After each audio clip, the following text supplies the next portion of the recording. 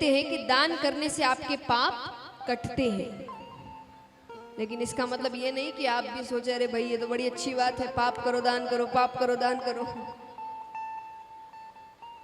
क्योंकि जरासंध के साथ अंत में क्या होता है ये जरूर सुनिएगा। लेकिन जल्दी से उसका घड़ा पाप का नहीं भर रहा था, क्योंकि वो बहुत दानी था।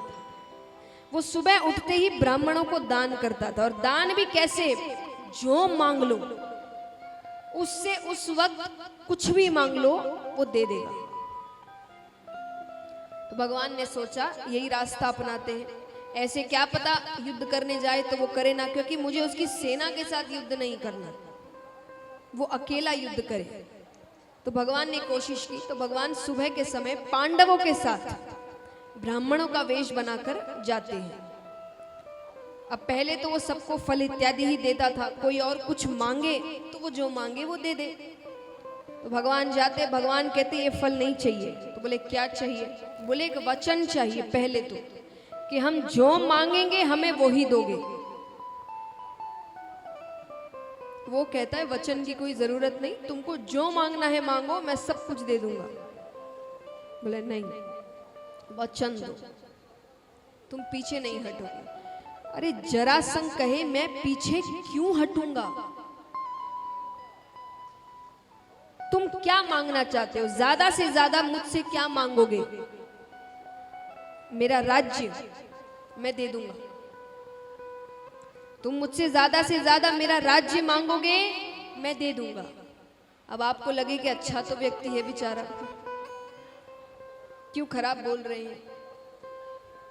क्योंकि अगली जो लाइन है वो असल में इसके स्वभाव को बताती है। वो कहता है कि तुम ज्यादा से ज्यादा मुझसे क्या मांगोगे? मेरा राज्य मैं दे दूंगा,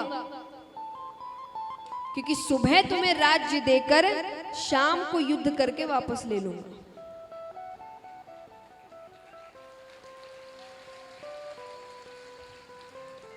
भगवान कहते हमको सिर्फ वचन चाहिए।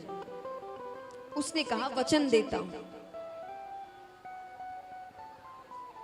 पर वचन की जरूरत नहीं थी। तुमको जो मांगना है मांगो, मैं सब कुछ दे सकता हूं, मेरे पास सब कुछ है। वो अपनी बड़ाई किए जा रहा है, किए जा रहा है। अर्जुन को अच्छा नहीं लगा, अर्जुन को बड़ा गुस्सा आ रहा है।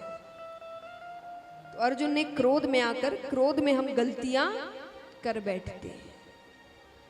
अर्जुन ने क्रोध में आकर एक गलती कर दी। अर्जुन कहते हैं जितना कहा जाए उतना ही करो।